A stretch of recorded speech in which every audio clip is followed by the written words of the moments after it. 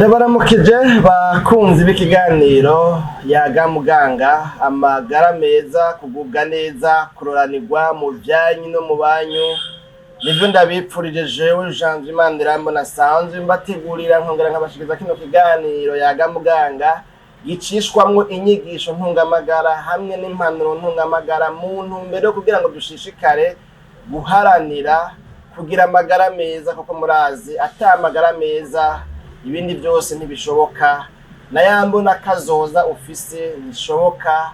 Wifuza gushika kure mu buzima, wifuza kuzubaka urwawe, wifuza kuramba, wifuza kugura amaparcela, wifuza kubaka, wifuza ibi na biriya, ntibikunda ata amagara meza. Amagara meza rero niwo mutahe wa mbere ukeneye kugira ngo bishishikare kugenda neza. Rero nkuko twabibabwiye mu biganiro bibiri byarenganye, mwebwe batashoboye kubiraba mu birabe, twabaganiririye ku bijanye n'ingaruka mbi ziterwa n'itabi, amabi aterwa n'itabi, amabi akomoka ku itabi.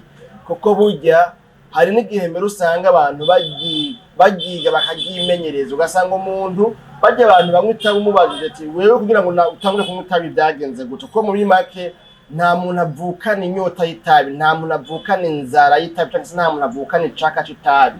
Ugasanga byamwandukiye polepole hariya muri groupe yabo bagendana, ugasanga barasomeka itabi hama akavuga ati soma ko wumve. Ugasanga mbere mu minsi ya mbere yabibona mengo ni ibintu by'ibijandijandi, ibintu bisanzwe, azosubira kumbure akagira nakabihe bigiye cyose ashakiye, hanyuma agatumura. Wanashaka utarabimenyera acafatwa n'agakorora, akasamura agakorora, akagira ntikamera nkaho mengo riramukoze kuko atabyaramenyera. Hamugasanga rero mu nyuma rero byahabye biba birebire. Rero hari ingaruka mbi z'itabi nyinshi twabonye mu biganiro bibiri byarenganye, muze mu birondere mu birabe canke mutwandikire kuri WhatsApp canke ku nimero mubona ngaho mu mwidondoro wa video, hanyuma tubibarungikire tubibaye mu birabe.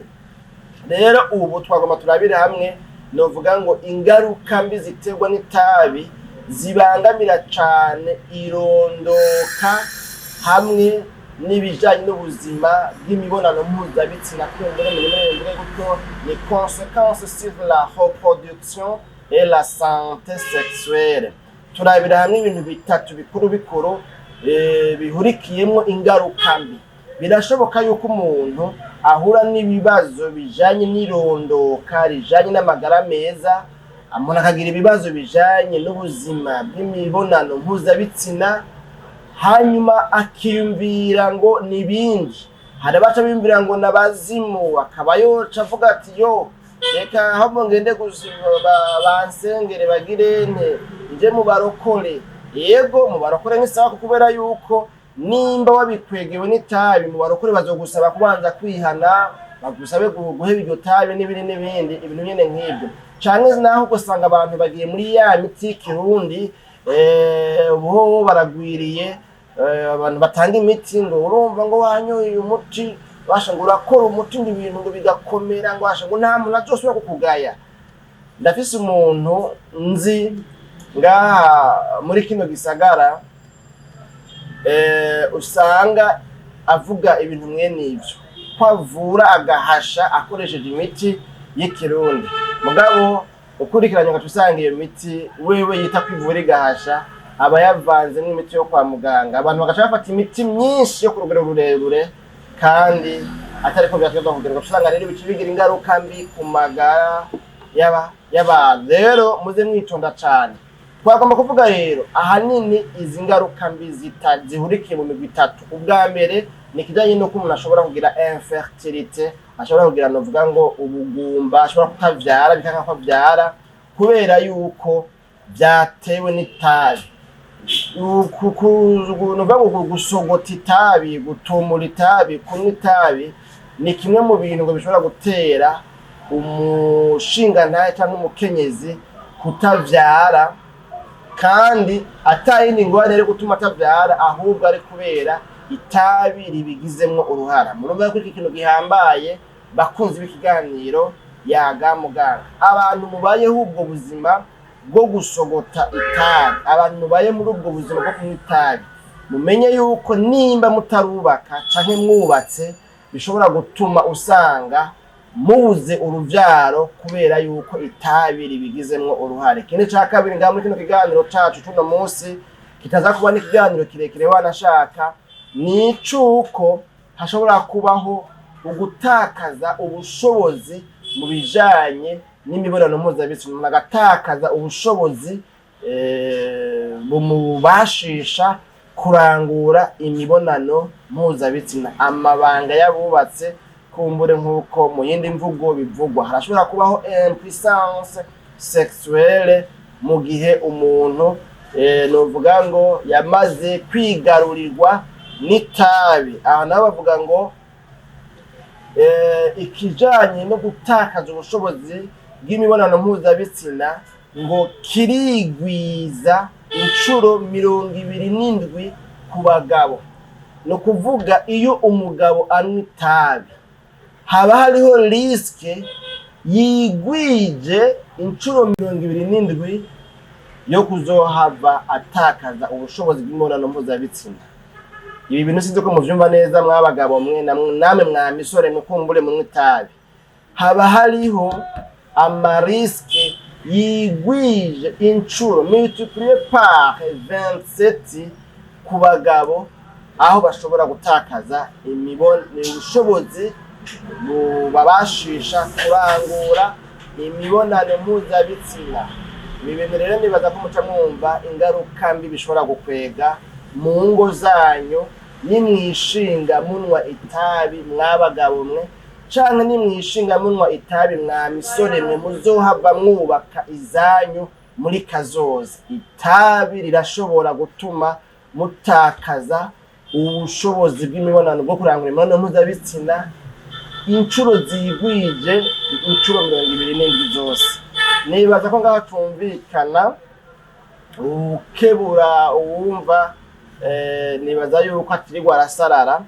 Hanyuma ikintu ca gatatu muri kino kiganiro cacu cuno munsi ari naco novuga ngo ca nyuma ni kijanye novuga ngo n'imbanyi, ngene imbanyi zishobora kubangamirwa no kunywa itabi ku bantu banywa itabi.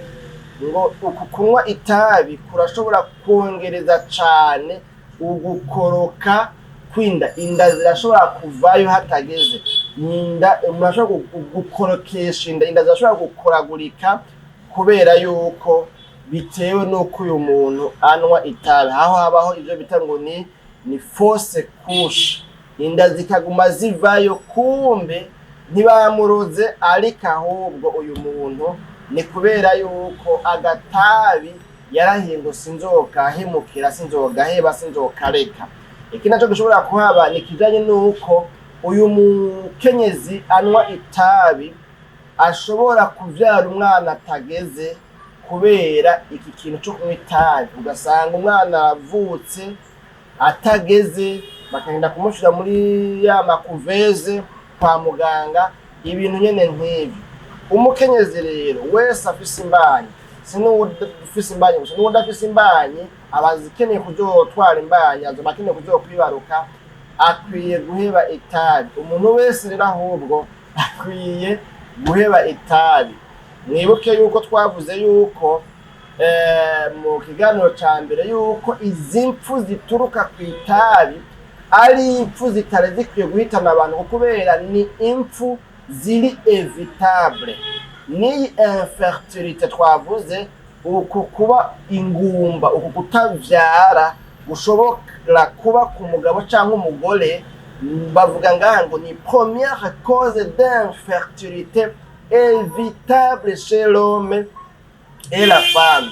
No kuvuga yuko rero ni ubugumba mugabo umuntu yikwegera kubera yuko yahisemwo gutumura itabi, ariko kandi ni ubugumba umuntu ashobora kwikingira, kwirinda, novuga ngo ashobora kurwanya, ashobora guhagarika hanyuma akoresheje guheba itabi. Urumva rero birashoboka yuko umuntu yirinda, birashoboka yuko umuntu abigwanya mu gihe bahisemwo guheba itabi. Umukenyezi kandi ngo birashobora gutuma iyo yibungenze umwana ari mu mbanyi adakura n'ingoga, hakabaho retard de croissance fœtale, umwana ari mu mbanyi ntakure neza, ntakure ku rugero rwiza, kubera yuko uyu mwana yabangamiwe n'itabi uyu muntu atumura.